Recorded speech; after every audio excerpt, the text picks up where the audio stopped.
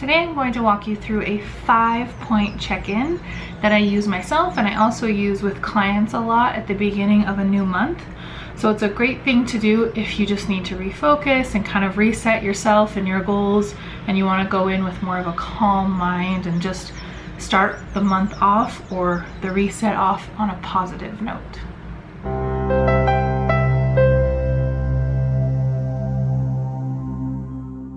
So the first thing that's helpful to look at is, what are your goals for the month? What do you want to work on just for this month? So with my clients, we usually have a lot of goals going on and a lot of things that we want to work on. And we really just keep adding to that as it goes on, because we find, new things come up or new trauma happens, or we find areas that really need to be worked on more. So we're kind of adding to that list, right? That list of things that you want to work on. But it's helpful to focus and pick one per month. So this month, I really want to focus on building up my confidence, or working through shame, or working through some grief. So if we focus that, it can really help. I mean, these can also be like fitness goals or work goals or family goals or anything like that. But for my purposes, one of them at least needs to be kind of a mental health goal. So you could pick one thing to work on for the month, or you can pick 2 or 3 to work on and really focus. And then once we have kind of the broader goal or area, then we can break it out a little bit and kind of break down, okay, this is exactly how I want to work on these things. So that is number 1. Number 2 is, what self-care can you give yourself this month? Now, I talk about self-care and coping a lot, and it's always something that I'm working on with people. And this is, again, helpful to look at, what do I have time for this month? If it's going to be particularly heavy or busy, then you may not have time for a lot, but you can schedule in some you time. Schedule in some time, maybe that's just nap time or downtime or Netflix time or something like that. Or maybe you can schedule in a few hikes or something. But with all of these, try not to make it too big and too, out of reach. We want these to be things that are reasonable and that you actually can do. So schedule in some things that you can do and book it. Schedule it in there, because when things get crazy or busy or life gets going, then the self-care usually goes out the window. So try to work those things in and plan and schedule ahead. So that's 2. Number 3 are, what are 3 things that you are grateful for right now? So gratitude has been proven time and time again to help kind of rewire our brains and help us feel better. So I like that to be a part of any check-in, my daily check-ins or my monthly check-ins. And because a lot of the stuff we work with is so heavy and so intense, we also want to add in some of this there, right? So try to find 3 things that you are grateful for now. And I know this is harder if things are really crazy right now and things are really tough, but these can be anything. I'm really grateful that I have a comfy bed that I can come back to, or grateful for my friends, or for a cup of coffee I had this morning, or anything.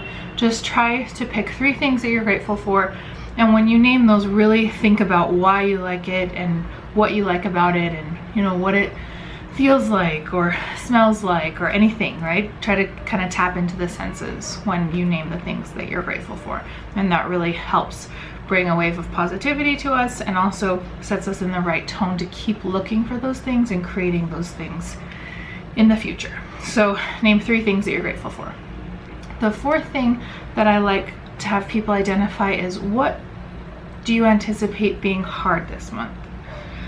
A lot of times the people that I work with, they may have, a grief anniversary coming up. I work with a lot of trauma and a lot of grief.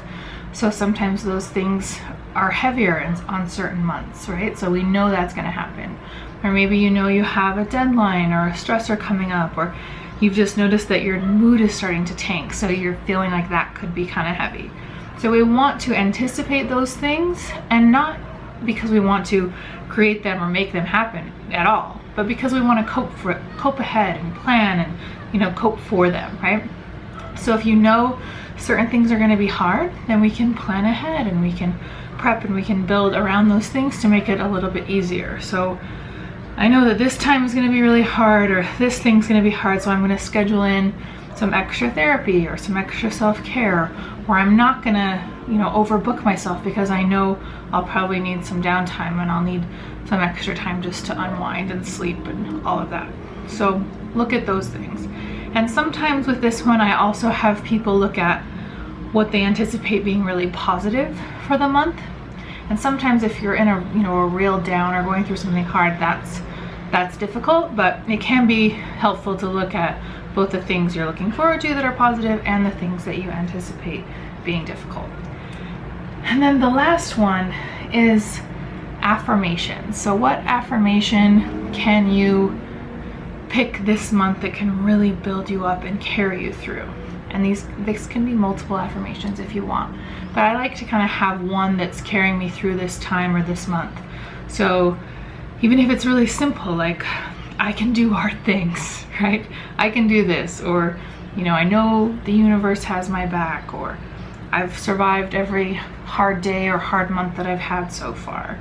It can be simple like that, but it also can be really tailored. If you know something's coming up or you have something going on, you can really tailor your affirmation for that month.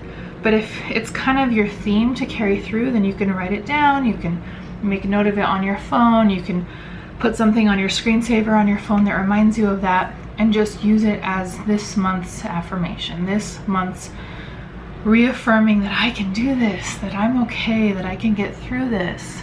It could be as simple as remember to breathe, something on your phone that when you see it, you take a deep breath. Even just something that says like remember to breathe, or take a breath, or stop for a second and relax and calm and really try to refocus.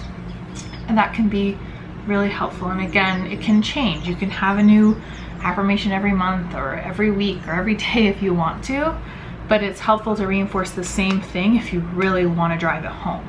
Like if you really are struggling with caring about yourself, saying I love myself, I love me, that needs to be reinforced a lot of times for it to get into your head and for you to start to even kind of believe it, right?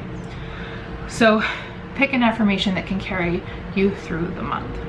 So that is really my little check-in. Sometimes I'll adapt this or change this or add to it, or make it more tailored for what you're going through specifically. But this is a great thing that you can use at the beginning of the month or any time really. So the 5 things, as a reminder, are: what are your goals? What do you want to work on? What self-care can you give yourself this month? What are 3 things that you're grateful for right now? What do you anticipate being difficult this month? And what's an affirmation that can help really carry you through this month? So guys, try that out. See what you think. Let me know. And I hope that it helps. And I hope that you have a great day, a great week, a great month. And that everything just kind of starts to go in a little bit more positive direction if it's been rough lately. So reach out to me if you guys need anything. I will have my email, my website below, that you can reach out to me there, or you can leave a comment. All right, bye guys.